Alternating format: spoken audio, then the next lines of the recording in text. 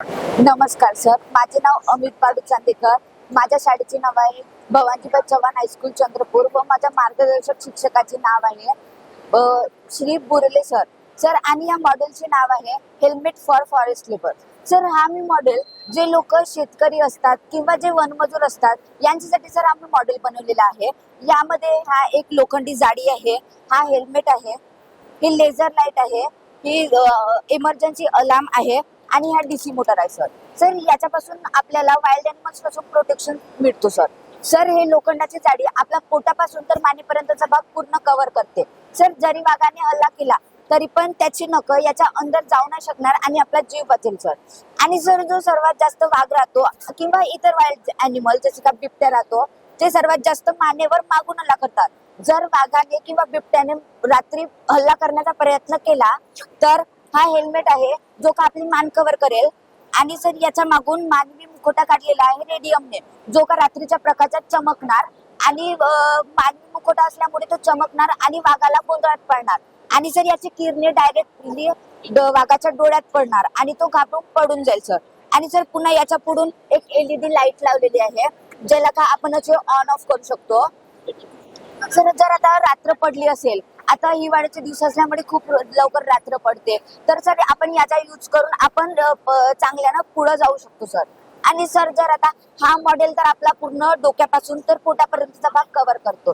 Sir जर बागाने पाय किंवा हात पकडला, कारण सर या मॉडेल मध्ये हात आणि पाय खुले राहतात, तर सर जर वाघाने हात किंवा पाय पकडला तर आपल्या जवळ हा एक अलार्म आहे ज्याच्यामध्ये का लोकांच्या ओरडण्याचा आवाज आणि फटाक्यांचा आवाज टाकलेला आहे.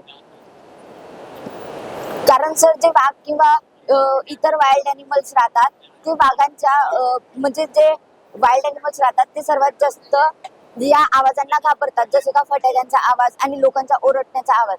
त्यासाठी सर मी येथे हा आवाज टाकलेला आहे. सर आणि सर जर वाघ पुढून येत असेल तर आपल्याकडे एक ह्या लेझर लाईट आहे जो का आपण चालू करून त्याच्या पुढे असं फिरवून त्याला घाबरवू शकतो. सर आणि सर जर आता कोणत्या परिसरामध्ये खूपच भीती असेल, जर वाघाची किंवा बिबट्यांची खूपच भीती असेल तर आपल्याजवळ हा एक डीसी मोटर आहे ज्याच्यामुळे जर आपण हे एक अर्थिंग आहे जे का आपण आपल्या पायामध्ये टाकून ठेवून आणि सर हा एक 2 टर्मिनल आहे जे का आपण याला लावून ठेवू जे का करंट फ्लो करतील. सर हे जे अर्थिंग राहते ज्यांच्या हातात त्यांना करंट नाही लागत. सर आणि सर जर आपण हे लावून ठेवलो आणि वाघाने अटॅक जरी करण्याचा प्रयत्न केला आणि सर आपण हे चालू केलो तर डीसी करंट फ्लो होणार. सर आणि वाघाला थोडाफार झटका लागणार. सर आणि वाघ पडून जाईल. सर आणि सर पुन्हा याचे फायदे म्हटलं तर अल्पशा खर्चातून मॉडेलची निर्मिती झालेली आहे. पुन्हा हाताळण्यास पण खूप सोपा आहे. या मॉडेलचा उपयोग करून वन विभाग करू शकतो आणि मानव व वन्यजीव संघर्ष टाळण्यासाठी.